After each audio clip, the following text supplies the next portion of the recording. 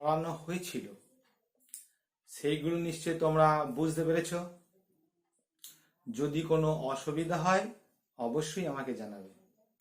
আজকে আমরা পড়াবো ভূগোল ক্লাসে পঞ্চম পর্ব। এই পঞ্চম পর্বে আমরা জানবো আবহবিকারের ফলাফল, আবহবিকার থেকে কিভাবে মাটির সৃষ্টি হয়, মাটির সৃষ্টির বিভিন্ন প্রক্রিয়াগুলি আজকে আমরা জানব। তাহলে আজকে আমরা জানবো আবহবিকারের ফলাফল।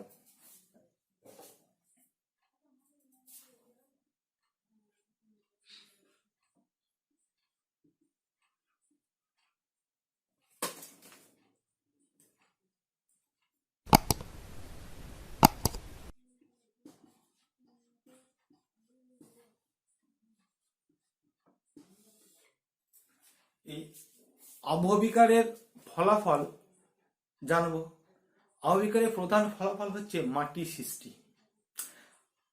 তোমরা যদি কিছুটা মাটি নিয়ে নাও হাতে করে, এইভাবে যদি তোমরা দেখো, দেখবে যে কিছু মাটির মধ্যে কিছু বালির দানা তোমরা দেখতে পাবে।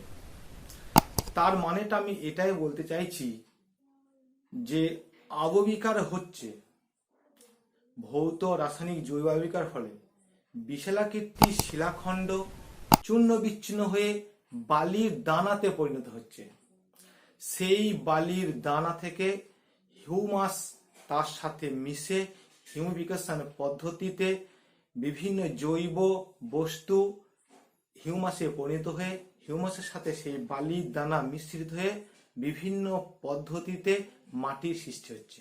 তাহলে মাটির সৃষ্টির প্রথম পদ্ধতি, প্রথম পর্যায় বা আবহবিকারের ফলাফল সম্পর্কে আমরা জানব। প্রথম পর্যায়ে রেগোলিথ।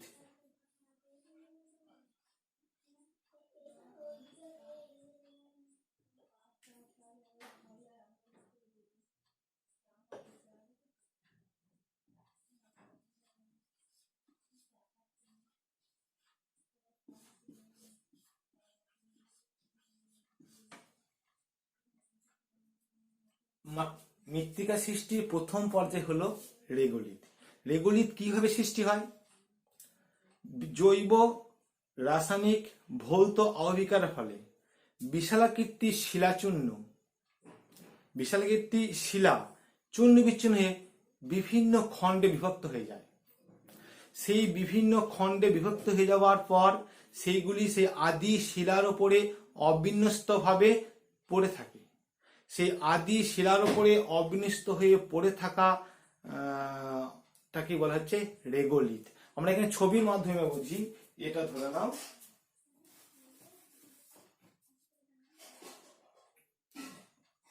আদি শিলাস্তর।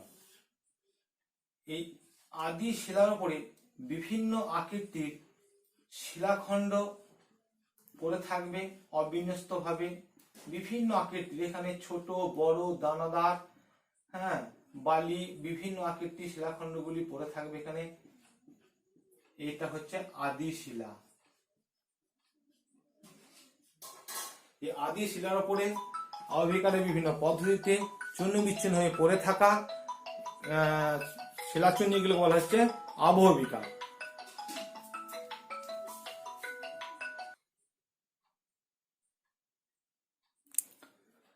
আমরা বলছিলাম তাহলে রেগোলিথ কিভাবে হয়। এই ওপরের স্তরটিকে বলা হচ্ছে গিয়ে রেগোলিথ।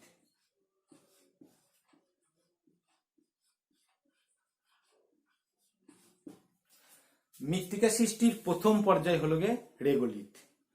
আবহবিকার ফলে কিভাবে রেগোলিথ সৃষ্টি হয় আমরা দেখলাম। এই রেগোলিথ সৃষ্টি হলো। এরপরে আমরা পড়ব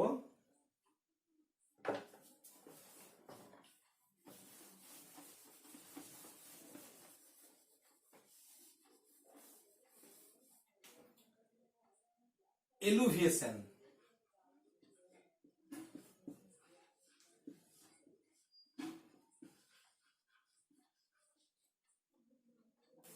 এলুভিয়েশন কিভাবে হয়? বৃষ্টিপাত হয়, সেই বৃষ্টিপাতের জল মৃত্তিকার উপর স্তর থেকে মৃত্তিকা জলের সাথে দ্রবীভূত হয়ে যায় বিভিন্ন খনিজ লবণ, বিভিন্ন খনিজ পদার্থগুলি। জৈব পদার্থ হতে পারে, মৃত্তিকার নিচের দিকে স্থানান্তরিত হচ্ছে। তাহলে মৃত্তিকার বৃষ্টিপাত যখন হয়, কিছু পৃষ্ঠ প্রবাহ ঘটে, তার কিছু অংশ মাটির তলায় চুঁয়ে চুঁয়ে প্রবেশ করছে, একে অনুশ্রবণ বলা হচ্ছে। তাহলে অনুশ্রবণ পদ্ধতির সময় ছবির মাধ্যমে বোঝাচ্ছি, এই যে মৃত্তিকার স্তর, বৃষ্টিপাতের জলের ফলে মৃত্তিকার উপস্তর থেকে বিভিন্ন খনিজ কণাগুলি নিচের দিকে অপসারিত হচ্ছে। এই যে নিচের দিকে অপসারিত হচ্ছে খনিজ কণাগুলি বা জৈব কণাগুলি নিচের দিকে অপসারিত হচ্ছে বৃষ্টির জলের সাথে দ্রবীভূত হয়ে। এই যে অপসারিত হচ্ছে নিচের দিকে স্থানান্তর ঘটছে, একে বলা হচ্ছে এলুভিয়েশন। এটা মৃত্তিকা সৃষ্টির একটা দ্বিতীয় পর্যায় বলতে পারি আমরা। বোঝা গেল? আবার বলছি, বৃষ্টিপাতের ফলে মৃত্তিকার উপর স্তরের খনিজ গুলি, জৈবগুলি জলের সাথে দ্রবীভূত হয়ে গেল, মানে গুলে গেল জলের সাথে। দ্রবীভূত হয়ে যাওয়ার পর সেগুলি মৃত্তিকার উপস্তর থেকে নিচের দিকে স্থানান্তরিত হচ্ছে, অপসারিত হচ্ছে। এই পদ্ধতির নাম হচ্ছে এলুভিয়েশন। তাহলে এই এলুভিয়েশন পদ্ধতির ফলে কি ঘটছে?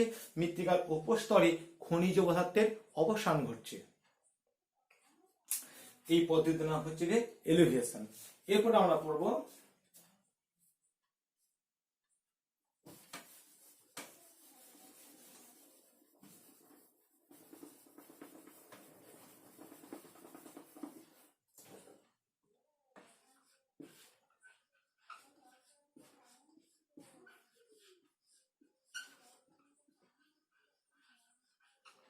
ইলুভিয়েশন। একই রকম মনে হলো, নামটা মনে হলো, কিন্তু নামটা আলাদা। এলু আর এটা ইলুভিয়েশন। মৃত্তিকার উপর স্তরে খনিজ কণাগুলি, দ্রবীভূত খনিজ কণাগুলি নিচের দিয়ে চলে আসছে, নিচের দিয়ে সে বিস্তরে সঞ্চিত হচ্ছে।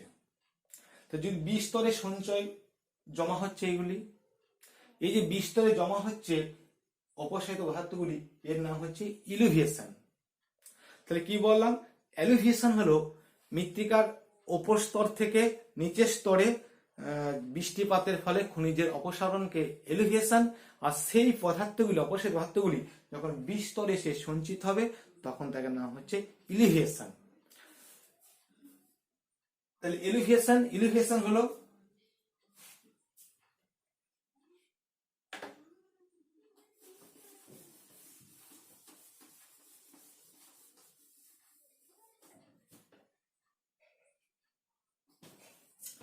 এরপরে হরাইজন বা স্তরের সৃষ্টি হচ্ছে। হরাইজন তোমরা দেখে থাকবে, যদি কোনো গভীর পুকুর কাটা হয় বা বাড়ি তৈরি করার সময় মাটির নিচে যে খাল করা হয়, তখন মৃত্তিকার যে স্তরগুলি পরপর সাজানো আছে সেটা তোমরা লক্ষ্য করবে, বিভিন্ন রঙের হতে পারে, স্তরগুলি মোটামুটি বোঝা যায়। সেইগুলি হচ্ছে মৃত্তিকার স্তর, সেইগুলি হচ্ছে মৃত্তিকার হরাইজন। কিভাবে সৃষ্টি হচ্ছে? বৃষ্টিপাতের ফলে এই যে খনিজগুলি অপসারিত হচ্ছে, খনিজগুলি শুধু বিস্তর নয়, বিভিন্ন স্তরে সঞ্চিত হচ্ছে, বিভিন্ন এক একটা স্তরে সঞ্চিত হচ্ছে, এক একটা স্তরের সৃষ্টি হচ্ছে। হরাইজন, একেই বলছে হরাইজন। এক একটা অংশে সঞ্চিত হচ্ছে সেই খনিজগুলি এবং এক একটা স্তরে সৃষ্টি করছে, এটাকেই বলছে হরাইজন, মৃত্তিকার হরাইজন। তাহলে মৃত্তিকার হরাইজন হলো। এরপরে আমরা পড়ব হিউমিফিকেশন।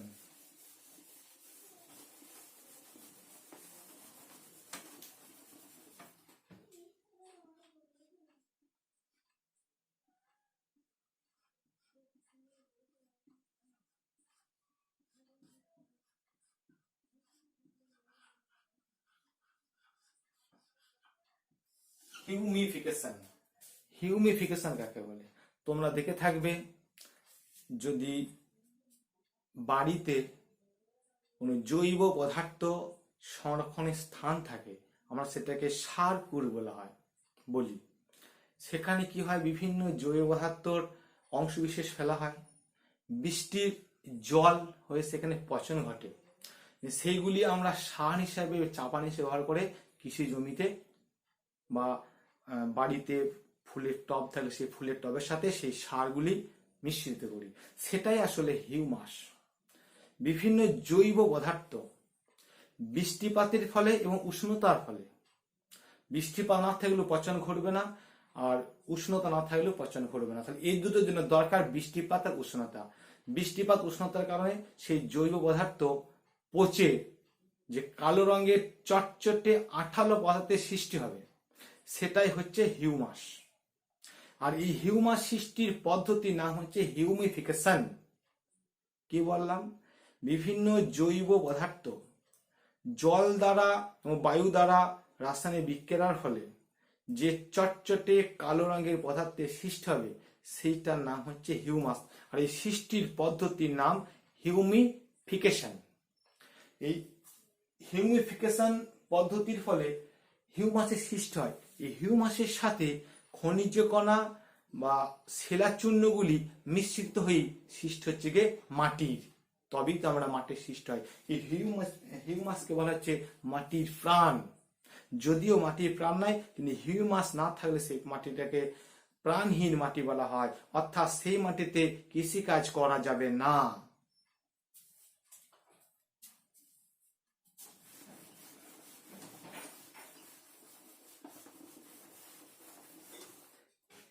এরপর আমরা পড়বো খনিজকরণ।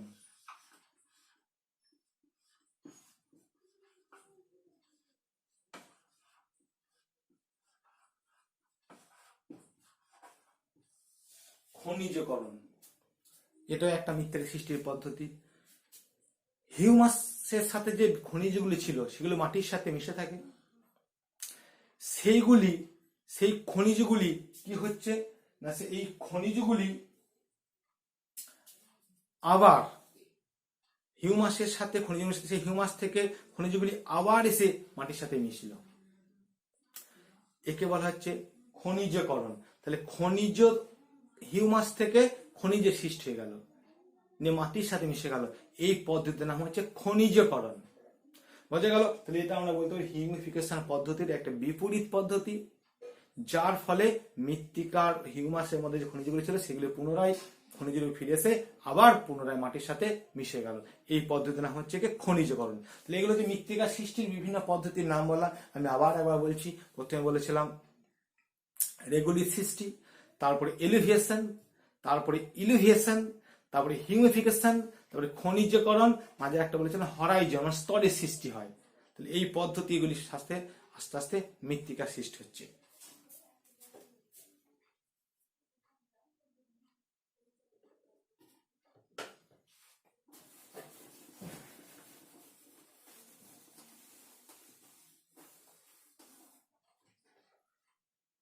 এরপর আমরা পড়ব মাটি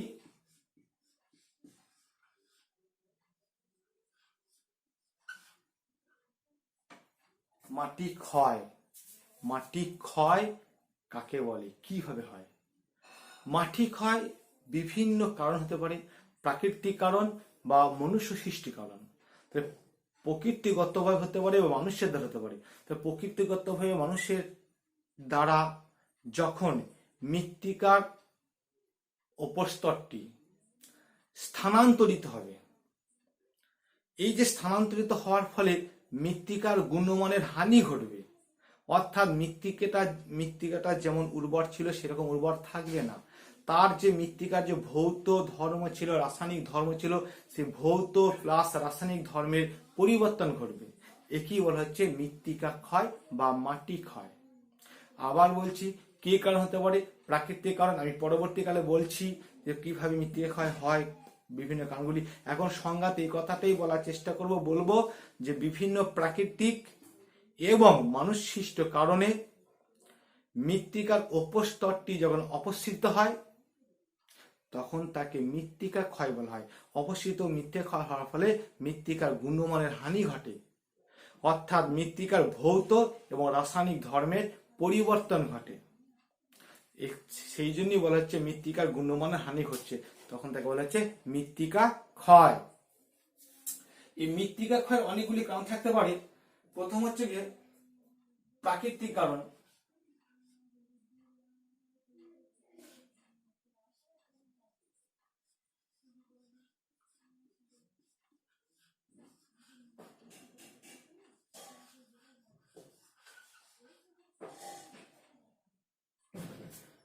প্রাকৃতিক কারণ কি মৃত্তিকা ক্ষয়? প্রথম হচ্ছে গিয়ে বৃষ্টিপাত। মৃত্তিকা ক্ষয়ের সবচাইতে দায়ী হচ্ছে বৃষ্টিপাত। বৃষ্টিপাতকে প্রধানত দায়ী করা যায়। বৃষ্টিপাতের ফলে মৃত্তিকা ক্ষয়ের প্রধান কারণ। এই বৃষ্টিপাতের ফলে হচ্ছে কি হবে? প্রথমে বৃষ্টিপাত, এক নাম্বার বলতে পারি বৃষ্টিপাত।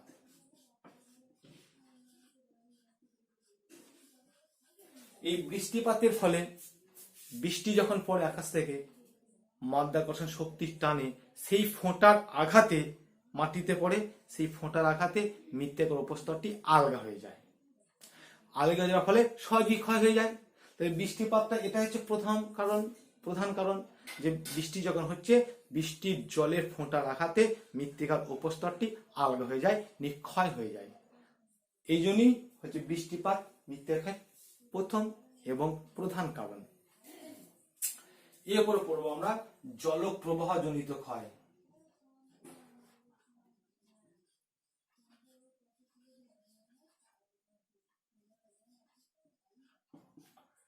জলপ্রবাহ জনিত ক্ষয়কে প্রধানত 4 ভাগে ভাগ করা যায়। বৃষ্টিপাত হচ্ছে জলটা বয়ে যাচ্ছে, যদি সেই জলটা সমতল ভূপৃষ্ঠ উপর দিয়ে বয়ে যায়, তখন মৃত্তিকার উপরকার স্তরটি চাদরের মতন ক্ষয় হয়ে যাবে, চাদরের মতো উপর স্তরটি খুলে যাবে, অপসারিত হয়ে যাবে। এই জন্য কে বলছে শীত ক্ষয় বা চাদর ক্ষয়। কি বললাম? বৃষ্টির জলের আঘাতে মৃত্তিকা উপস্তরটি আলগা হয়ে গেছে, তার ফলে জল বয়ে যাচ্ছে, তার জল প্রবাহিত হচ্ছে উপর দিয়ে, জল প্রবাহিত হওয়ার ফলে মৃত্তিকার সমস্ত স্তরটি, পাতলা অংশটি ক্ষয় হয়ে গেল, উপরকার স্তরটি। এইটাকে বলছে শীত ক্ষয়। তাহলে জলপ্রবাহ জনিত ক্ষয় প্রথম হচ্ছে কি শীত ক্ষয়। তাহলে এটাকে আমরা এটাকে রোমান রূপে লিখে দেখবো, এটাকে শীত ক্ষয় হলো। এরপরে নালী ক্ষয়। সেই শীত ক্ষয় বস্তুগুলি শীত ক্ষয় হলো। তারপর যদি একটু ঢাল, যদি একটু সমতল না থাকে, অসমতল ঢাল থাকে, ঠিক আছে, ঢাল যদি থাকে, তাহলে সেখানে বৃষ্টিপাতের হওয়ার ফলে জলপ্রবাহ ঘটবে। তাহলে জলপ্রবাহটা ওখানে যে ঢালের কারণে নালী, বিভিন্ন রকমের নালী সৃষ্টি হবে, একে বলছে নালী ক্ষয়। তাহলে এটা সাধারণত হচ্ছে সমতল ভূমি থেকে যখন অল্প ঢাল দেখা যাচ্ছে, সেই ঢালেতে বৃষ্টির জলের প্রবাহিত হওয়ার ফলে নালী দেখা যাবে অনেকগুলো, একে বলা হচ্ছে নালী ক্ষয়। 2 নাম্বার হচ্ছে নালী ক্ষয়। 3 নাম্বার করব গালি ক্ষয়।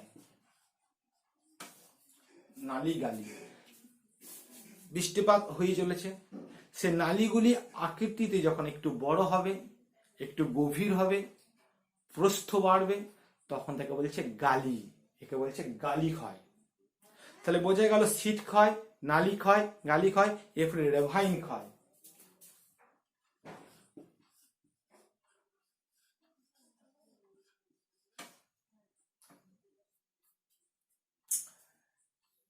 রেভাইন ক্ষয়, গালি যখন পরবর্তীকালে আরো বিশাল আকৃতি ধারণ করবে এবং সেটা কৃষিকার্যে, জলসেচের ব্যাঘাত ঘটাবে, তখন তাকে বলা হচ্ছে রেভাইন ক্ষয়। তাহলে নালী থেকে গালি, গালি যখন আরো বিশাল আকৃতি হয়ে গেল এবং সেটা বিভিন্ন ক্ষেত্রে অসুবিধার সৃষ্টি করছে, মানুষের কাজে, কৃষিকার্যের ক্ষেত্রে, জলসেচের ক্ষেত্রে অসুবিধা সৃষ্টি করছে, তখন তো বলছে রেভাইন ক্ষয়। মৃত্তিকা যে অঞ্চলে এই নালী গালি রেভাইন ক্ষয় হয়, সেই ক্ষয় হয়ে যাচ্ছে, সেই অঞ্চলটিকে খোয়াই বলা হয়। খোয়াই, ক্ষয়কার অন্তস্থ কাজ খোয়াই বলা হচ্ছে। এটা দেখা যাচ্ছে শান্তিনিকেতন। তোমরা যদি শান্তিনিকেতন বোলপুর বেড়াতে যাও, এখানে খোয়াই দেখা যায়। বিভিন্ন দিকে নালী গালি ক্ষয় হওয়ার ফলে যে ভূপৃষ্ঠ সৃষ্টি হয়, সেই ভূমিটাকে বলা হচ্ছে খোয়াই। এটাকে আবার অনেকে শুকর পৃষ্ঠভূমিরও বলা হচ্ছে, এটাকে আবার ব্যাড ল্যান্ডও বলা হচ্ছে। তাহলে জলপ্রবাহজনিত ক্ষয় হলো। 3 নাম্বার আমরা পড়ব হিমবাহ ক্ষয়।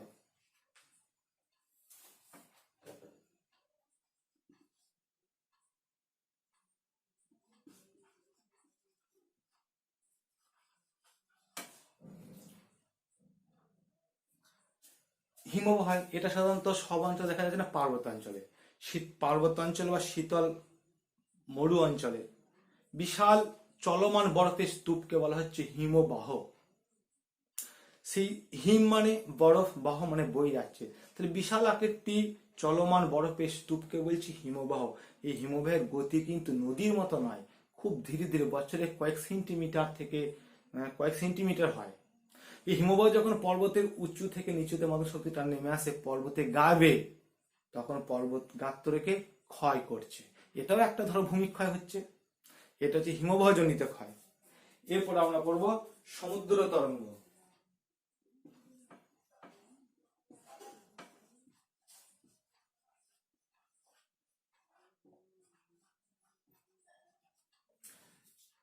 সমুদ্রের ঢেউকে তরঙ্গ বলা হচ্ছে।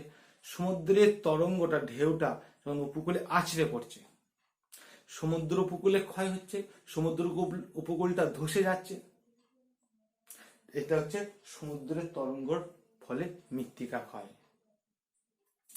শেষে আমরা পড়ব বায়ু প্রবাহ।